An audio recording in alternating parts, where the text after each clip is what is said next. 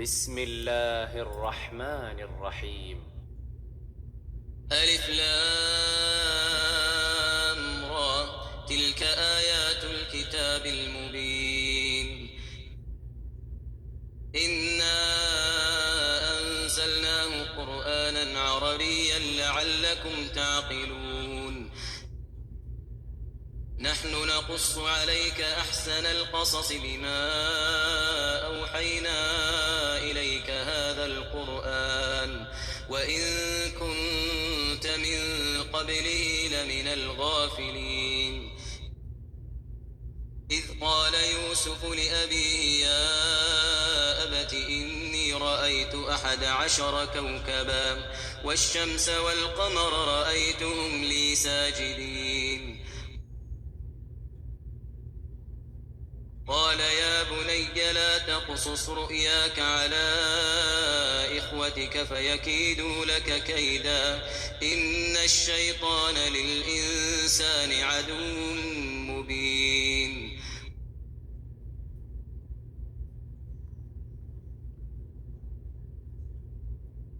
وكذلك يجتبيك ربك ويعلمك من تأويل الأحاديث ويتم نعمته عليك وعلى آل يعقوب كما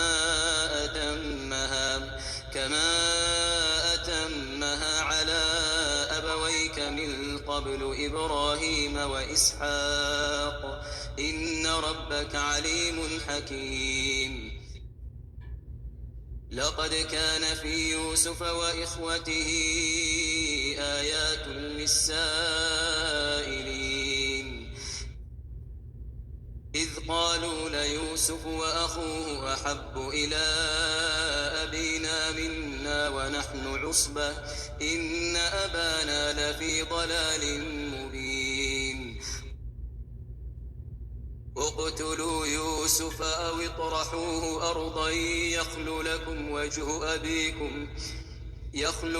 وجه أبيكم وتكونوا من بعده قوما صالحين. قال قائل منهم لا تقتلوا يوسف وألقوه في غيابة الجب يلتقطه بعض السيارة إن كنتم فاعلين. قالوا يا أبانا ما لك لا تأمنا على يوسف وإنا له لناصحون. أرسله معنا غدا يرتع ويلعب وإنا له لحافظون. قال إني ليحزنني أن تذهبوا به وأخاف أن يأكله الذئب وأنتم عنه غافلون.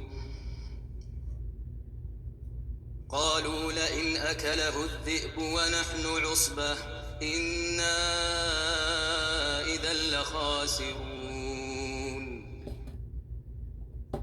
فلما ذهبوا به وأجمعوا أن يجعلوه في غيابة الجب وأوحينا إليه لتنبئنهم بأمرهم هذا وهم لا يشعرون. وجاءوا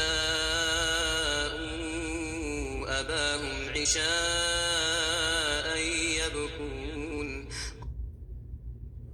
قالوا يا أبانا إنا ذهبنا نستبق وتركنا يوسف عند متاعنا فأكله الذئب وما أنت بمؤمن لنا ولو كنا صادقين.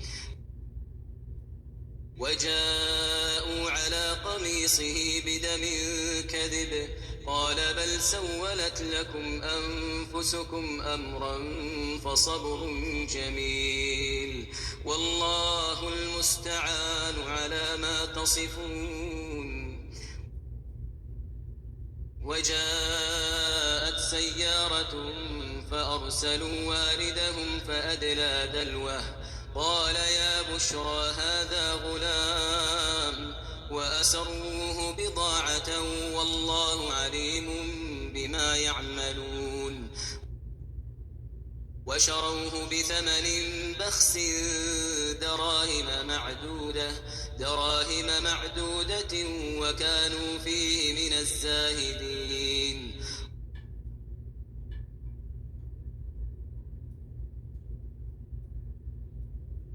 وقال الذي اشتراه من مصر لامرأته أكرمي مثواه عسى أن ينفعنا أو نتخذه ولدا وكذلك مكنا ليوسف في الأرض ولنعلمه من تأويل الأحاديث والله غالب على أمره ولكن أكثر الناس لا يعلمون ولما بلغ أشده آتيناه حكما وعلما وكذلك نجزي المحسنين وراودته التي هو في بيتها عن نفسه وغلقت الأبواب وقالت هيت لك قال معاذ الله إنه ربي أحسن مثواي إنه لا يفلح الظالمون ولقد همت به وهم بها لولا أن رأى برهان ربه كذلك لنصرف عنه السوء والفحشاء إنه من عبادنا المخلصين واستبق الباب وقدت قميصه من دبر وألف يا سيدها لدى الباب قالت ما جزاء من أراد بأهلك سوءا إلا أن يسجن أو عذاب أليم قال هي راودتني عن نفسي وشهد شاهد من أهلها إن كان قميصه قد من قبل فصدقت وهو من الكاذبين وإن كان قميصه قد من دبر فكذبت وهو من الصادقين فلما رأى قميصه قد من دبر قال إنه من كيدكن إن كيدكن عظيم يوسف أعرض عن هذا واستغفري لذنبك إنك كنت من الخاطئين وقال نسوة في المدينة امرأة العزيز تراود فتاها عن نفسه قد شغفها حبا إنا لنراها في ضلال مبين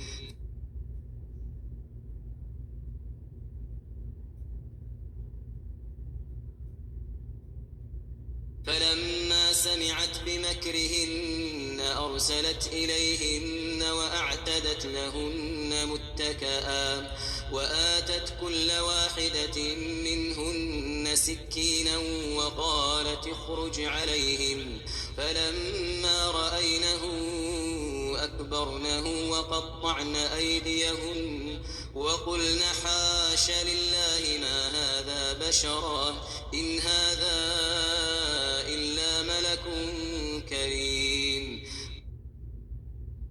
قالت فذلكن الذي لمتنني فيه ولقد راودته عن نفسه فاستعصم ولئن لم يفعل ما آمره ليسجنن وليكون من الصاغرين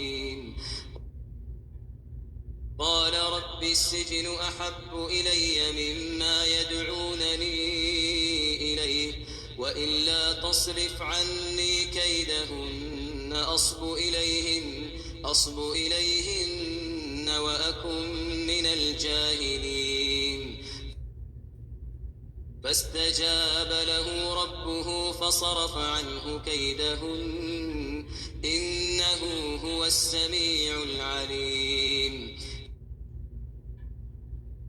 ثم بدا لهم من بعد ما رأوا الآيات ليسجننه حتى حين.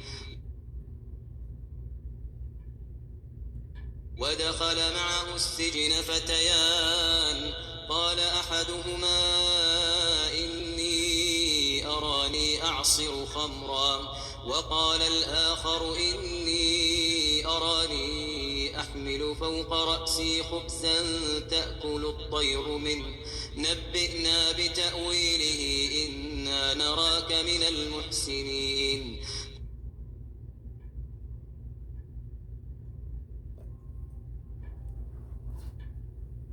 قال لا يأتيكما طعام ترزقانه إلا نبأتكما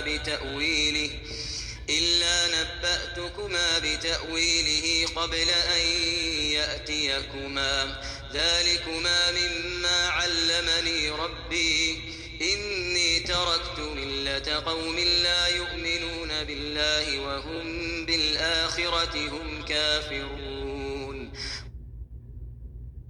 واتبعت ملة آبائي إبراهيم وإسحاق ويعقوب ما كان لنا أن نشرك بالله من شيء ذلك من فضل الله علينا وعلى الناس ولكن أكثر الناس لا يشكرون.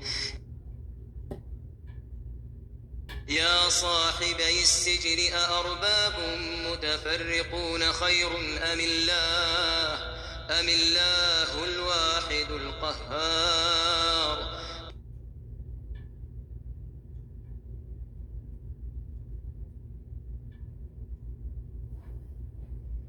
ما تعبدون من دونه إلا أسماء سميتموها أنتم وآباؤكم ما أنزل الله بها من سلطان إن الحكم إلا لله أمر ألا تعبدوا إلا إياه ذلك الدين القيم ولكن أكثر الناس لا يعلمون. يا صاحبي السجن أما أحدكما فيسقي ربه خمرا وأما الآخر فيصلب فتأكل الطير من رأسه قضي الأمر الذي فيه تستفتيان.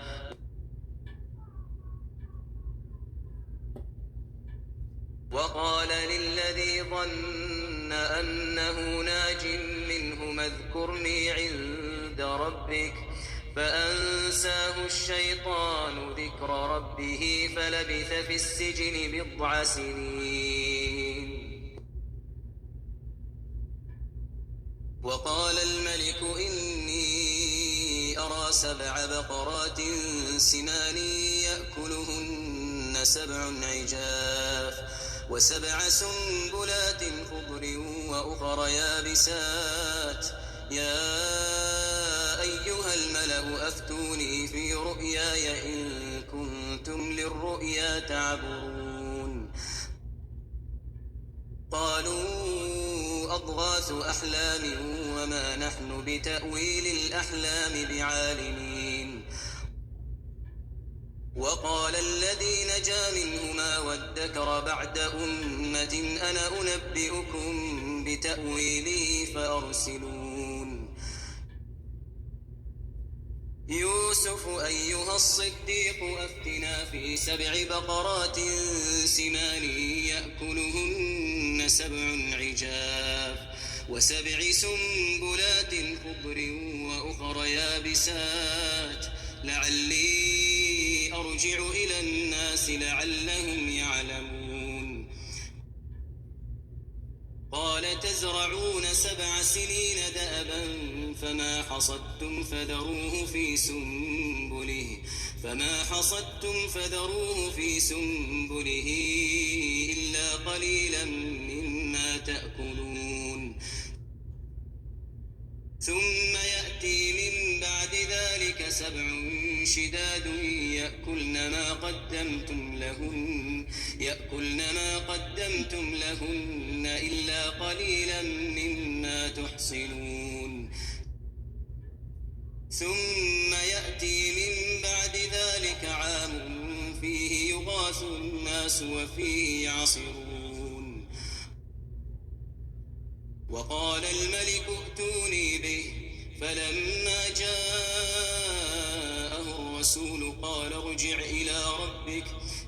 إلى ربك فاسأله ما بال النسوة اللاتي قطعن أيديهن إن ربي بكيدهن عليم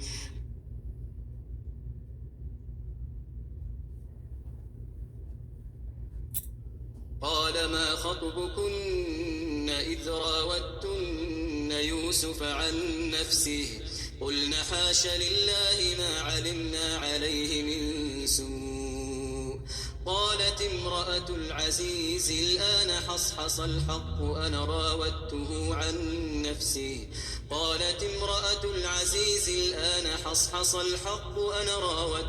عن نفسه وإنه لمن الصادقين ذلك ليعلم أني لم أخنه بالغيب وأن الله لا يهدي كيد الخائنين وما أبرئ نفسي إن النفس لأمارة بالسوء إلا ما رحم ربي إن ربي غفور رحيم وقال الملك ائتوني به أستخلصه لنفسي فلما كلمه قال إنك اليوم لدينا مكين أمين قال اجعلني على خزائن الأرض إني حفيظ عليم وكذلك مكنا ليوسف في الأرض يتبوأ منها حيث يشاء نصيب برحمتنا من نشاء ولا نضيع أجر المحسنين ولأجر الآخرة خير للذين آمنوا وكانوا يتقون وجاء إخوة يوسف فدخلوا عليه فعرفهم وهم له منكرون ولما جهزهم بجهازهم قال ائتوني بأخ لكم من أبيكم ألا ترون أني أوفي الكيل وأنا خير المنزلين فإن لم تأتوني به فلا كيل لكم عندي ولا تقربون قالوا سنراود عنه أباه وإنا لفاعلون وقال لفتيانه اجعلوا بضاعتهم في رحالهم لعلهم يعرفونها إذا انقلبوا إلى أهلهم لعلهم يرجعون فلما رجعوا إلى أبيهم قالوا يا أبانا منع منا الكيل فأرسل معنا أخانا نكتل وإنا له لحافظون قال هل آمنكم عليه إلا كما أمنتكم على أخيه من قبل فالله خير حافظا وهو أرحم الراحمين. ولما فتحوا متاعهم وجدوا بضاعتهم ردت إليهم قالوا يا أبانا ما نبغي هذه بضاعتنا ردت إلينا ونمير أهلنا ونحفظ أخانا ونزداد كيل بعير ذلك كيل يسير.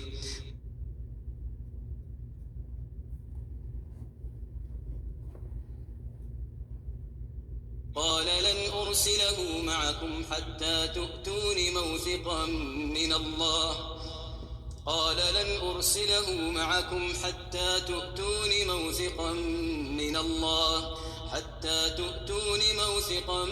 الله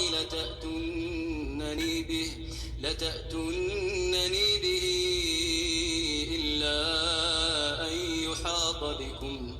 فلما آتوه موثقهم قال الله على ما نقول وكيل.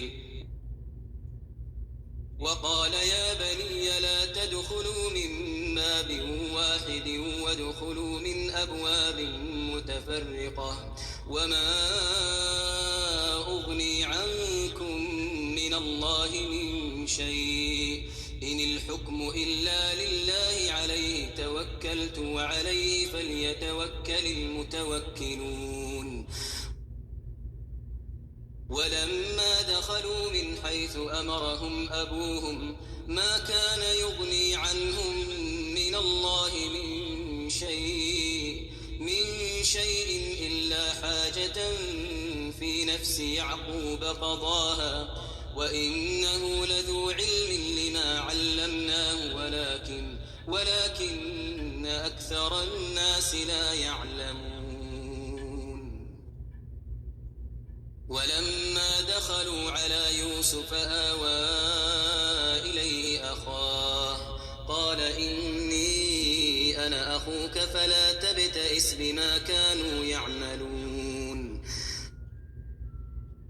فلما جهزهم بجهازهم جعل السقاية في رحل أخيه ثم أذن مؤذن أيتها العير إنكم لسارقون. قالوا وأقبلوا عليهم ماذا تفقدون قالوا نفقد صواع الملك ولمن جاء به حمل بعير وأنا به زعيم. قالوا تالله لقد علمتم ما جئنا لنفسد في الأرض وما كنا سارقين. قالوا فما جزاؤه إن كنتم كاذبين. قالوا جزاؤه من وجد في رحله فهو جزاؤه كذلك نجزي الظالمين.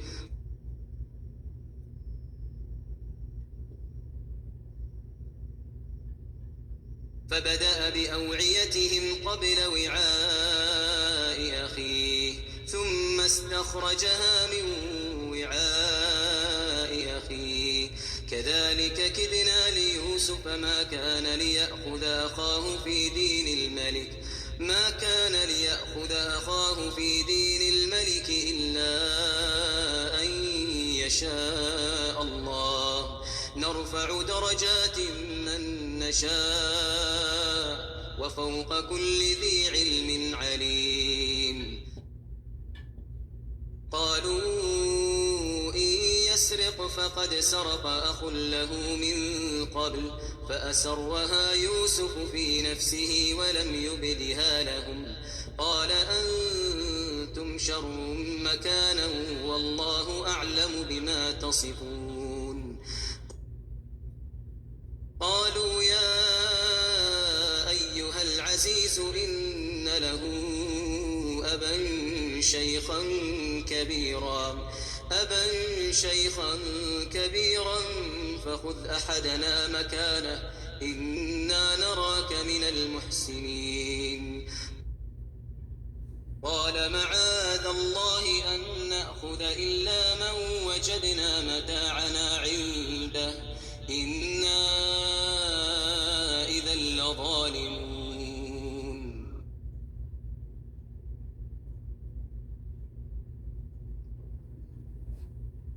فلما استيئسوا منه خلصوا نجيا قال كبيرهم ألم تعلموا أن أباكم قد أخذ عليكم موثقا من الله ومن قبل ما فرطتم في يوسف فلن أبرح الأرض حتى يأذن لي أبي أو يحكم الله لي وهو خير الحاكمين. ارجعوا إلى أبيكم فقولوا يا أبانا إن ابنك سرق وما شهدنا إلا بما علمنا وما كنا للغيب حافظين. واسأل القرية التي كنا فيها والعير التي أقبلنا فيها وإنا لصادقون.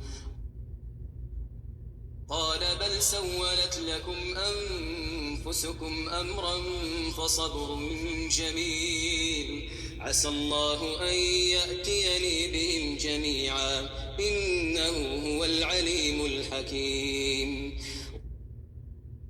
وتولى عنهم وقال يا أسفا على يوسف وابيضت عيناه من الحزن فهو كظيم. قالوا تالله تفتأ تذكر يوسف حتى تكون حرضا أو تكون من الهالكين. قال إنما أشكو بثي وحزني إلى الله وأعلم من الله ما لا تعلمون. يا بني يذهبوا فتحسسوا من يوسف وأخيه ولا تيأسوا من روح الله إنه لا ييأس من روح الله إلا القوم الكافرون. فلما دخلوا عليه قالوا يا أيها العزيز مسنا وأهلنا الضر وجئنا ببضاعة مزجاة فأوف لنا الكيل وتصدق علينا إن الله يجزي المتصدقين. قال هل علمتم ما فعلتم بيوسف وأخيه إذ أنتم جاهلون. قالوا أئنك لأنت يوسف قال أنا يوسف وهذا أخي قد من الله علينا إنه من يتق ويصبر فإن الله لا يضيع أجر المحسنين.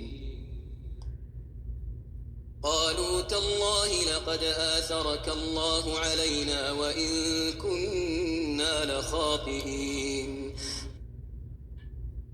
قال لا تثريب عليكم اليوم يغفر الله لكم وهو أرحم الراحمين. اذهبوا بقميصي هذا فألقوه على وجه أبي يأت بصيرا وأتوني بأهلكم أجمعين. ولما فصلت العير قال أبوهم إني لأجد ريح يوسف لولا أن تفندون. قالوا تالله إنك لفي ضلالك القديم. فلما أن البشير ألقاه على وجهه فارتد بصيرا قال ألم أقل لكم إني أعلم من الله ما لا تعلمون قالوا يا أبانا استغفر لنا ذنوبنا إنا كنا خاطئين قال سوف أستغفر لكم ربي إنه هو الغفور الرحيم فلما دخلوا على يوسف آوى إليه أبويه وقال ادخلوا مصر إن شاء الله آمنين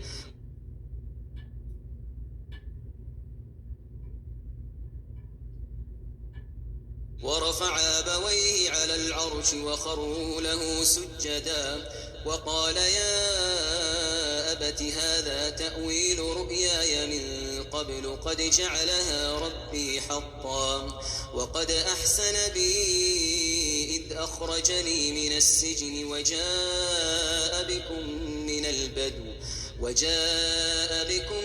البدو من بعد أن نزغ الشيطان بيني وبين إخوتي إن ربي لطيف لما يشاء إنه هو العليم الحكيم رب قد آتيتني من الملك وعلمتني من تأويل الأحاديث فاطر السماوات والأرض أنت ولي في الدنيا والآخرة توفني مسلما وألحقني بالصالحين ذلك من أنباء الغيب نوحيه إليك وما كنت لديهم إذ أجمعوا أمرهم وهم يمكرون وما أكثر الناس ولو حرصت بمؤمنين وما تسألهم عليه من أجر إن هو إلا ذكر للعالمين وكأي من آية في السماوات والأرض يمرون عليها وهم عنها معرضون وما يؤمن أكثرهم بالله إلا وهم مشركون أفأمنوا أن تأتيهم غاشية من عذاب الله أو تأتيهم الساعة بغتة وهم لا يشعرون قل هذه سبيلي أدعو إلى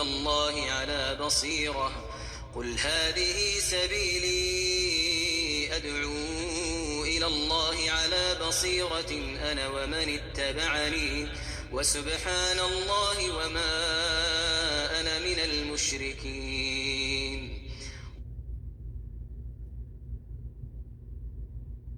وما أرسلنا من قبلك إلا رجالا نوحي إليهم من أهل القرى أفلم يسيروا في الأرض فينظروا كيف كان عاقبة الذين من قبلهم ولدار الآخرة خير للذين اتقوا أفلا تعقلون حتى إذا استيأس الرسل وظنوا أنهم قد كذبوا جاءهم نصرنا فنجي من نشاء ولا يرد بأسنا عن القوم المجرمين لقد كان في قصصهم عبرة لأولي الألباب ما كان حديثا يفترى ولكن تصديق الذي بين يديه وتفصيل كل شيء وهدى ورحمة لقوم يؤمنون. بسم الله الرحمن الرحيم. ألف لام